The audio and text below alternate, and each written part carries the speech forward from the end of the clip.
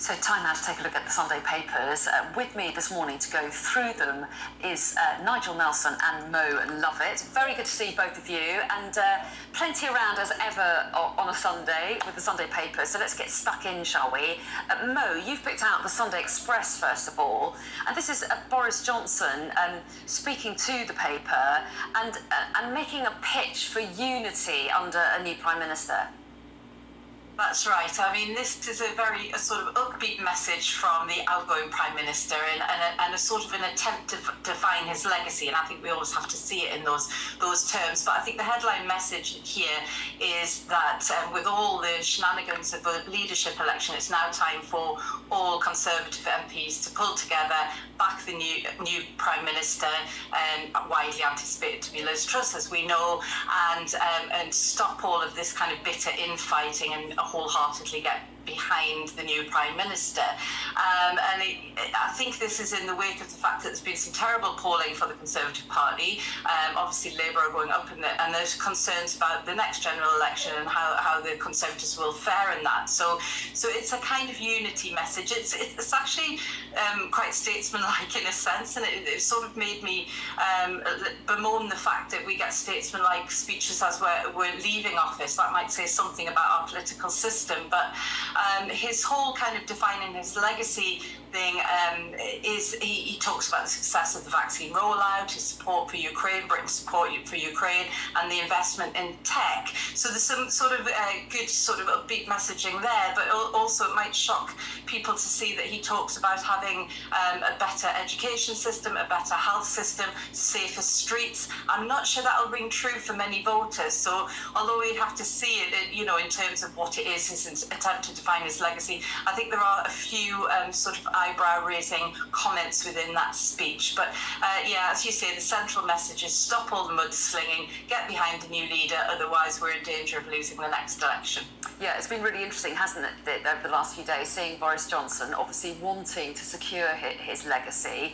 And Nigel, but his message is about unity, and the Observer picks up on this in a sense, doesn't it, with their front page story, and kind of appeals to whoever wins, they're assuming it's Liz Truss, appealing to her to make sure that the cabinet reflects the different factions, if you like, that have emerged during the course of this leadership race. Yes, and that's really important, and it's actually before the leadership race, really, because you had an awful lot of moderate Tories who were against Boris Johnson, and the feeling is that you should actually have a cabinet of all the talents and from all wings of the party. Now, it doesn't look like, from what we can gather, that Liz Truss, because we're pretty certain she's going to be her, is going to do that. We've got Kwasi Kwarteng, who's certainly nailed on as Chancellor. Education Secretary James Cleverly will take Liz Truss's old job at the Foreign Office, while it's looking like Therese Coffey, who was campaign manager, will end up with the Health Department. Now, these are all Liz Truss loyalists. They're all great supporters. One can understand how she wants to reward them, but really she should broaden the cabinet out and bring other people in. And at the moment, she doesn't seem to be doing that. Now, it is speculation. We don't know what our cabinet's going to look like until probably Wednesday, when we should know all of them. But even so, it would seem to me that if she's starting out on a new premiership, it'd be a good idea to follow Boris Johnson's advice and try and unite all wings of the party. Mo, do you think that's right, or would it be difficult for those backers of Rishi Sunak who've used terms like fantasy economics and have basically been very rude about Liz Truss's approach to then take a job in her cabinet? Yeah, I suppose the wisdom is you keep your enemies closer, don't you? And you want some of those big beasts in the cabinet, those people that are going to cause you most trouble. They're better sort of being inside the cabinet where you can kind of control them and have collective responsibility and that sort of thing. So in that sense, it would be a wise move. I think, Nigel's talked about some of these leaks and who we're hearing for the various positions within cabinet.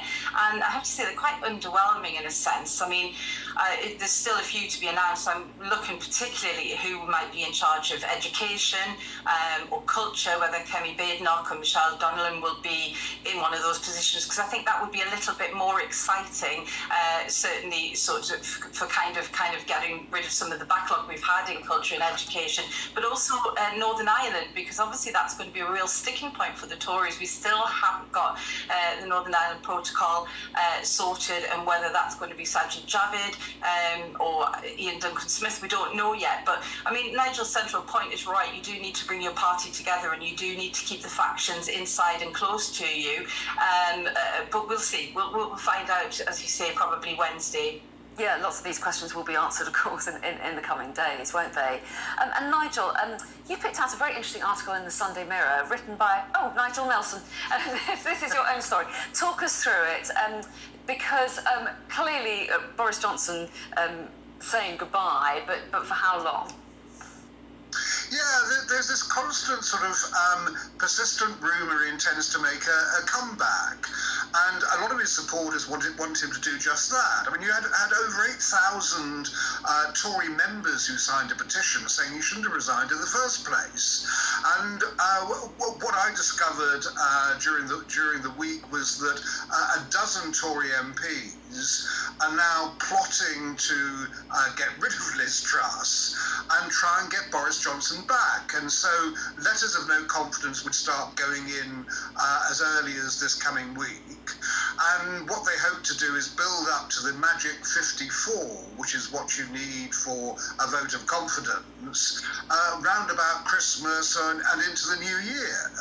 Now, I'm not quite sure whether these are people suffering from sort of short-term memory loss, or they really don't think that Liz Truss is going to be up to the job.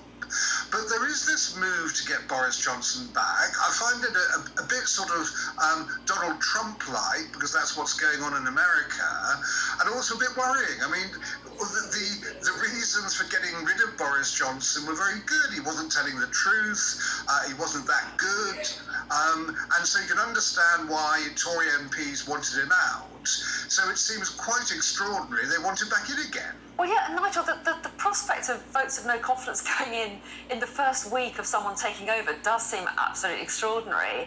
But that's obviously what some MPs might want. What about Boris Johnson himself? What do you think his ambition is? I mean, he's also got this investigation going in to whether or not he was fully truthful about Partygate in the Commons. Could that scupper any chance of coming back anyway? I mean, what do you think his intention is?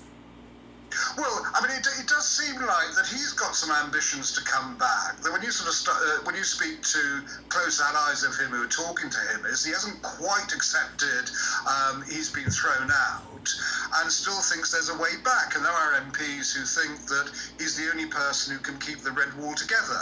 You're absolutely right, Anna. The big question about whether this is even remotely possible depends on the Privileges Committee investigation into whether he misled Parliament over number 10 parties. Now, we had that extraordinary intervention from David Pannick QC, probably our top constitutional lawyer, on Friday, where he was saying this would be unfair, it would be unlawful if it appeared before judges. And of course, the Boris Johnson supporters are leaping on that. But I just don't understand why the Cabinet Office commissioned the inquiry in the first place on the basis that Parliament is sovereign. Parliament decides its own rules and what happens. This won't be a court of law. So my view is that Harriet Harman, who chairs the committee, will be perfectly fair. If Boris Johnson is ruled to have misled the House, then there will be sanctions against him. But she may well rule that he didn't, or certainly not intentionally. Yeah, an interesting one to watch. Mo, I'm going to move us on, if that's okay, to the Sunday Times, because I know that you were interested in the article about the police. And obviously, one of the big issues in whoever wins in trade, we can't assume it's Liz Truss at all, she's the front runner in the polls, but the cost of living crisis is going to be a very big priority, and there is some concern amongst the police about it as well. Yes, well, actually, my story is going to be about the energy crisis and the impact on the war in Ukraine. But let's fix on the police for the moment, because I think that is also a good story to talk about. I mean, I suppose the two are linked in a way, aren't they? But apologies, I thought that it was the other story that you were looking at. But the fact that the energy crisis is causing pressures everywhere, isn't it? Yeah. Absolutely. I mean, I think this is the problem. When you have an energy crisis as severe as we've got, and a cost of living crisis, that clearly has an impact on people's well-being. It clearly has an impact on how disaffected people feel with the country. And if the new Prime Minister doesn't come in and hit the ground running and do something to relieve the immediate stress on people, then obviously there's a lot of disaffection. We've seen it throughout COVID, and even really since the Brexit days. We've got a very divided country who are angry about a kind of lack of political leadership, with a few notable exceptions in there, I suppose. And that is the concern with the police, that we will have this kind of civil unrest. And we had Martin Lewis, the money guy, talking about this. He predicted, you know, if we don't get our economy sorted, we could be ending up with poll tax style riots. Okay, we are out of time, Mo, but let's revisit what Zelensky is saying about the whole issue in the next hour. We will see both then. Nigel and Mo, thank you.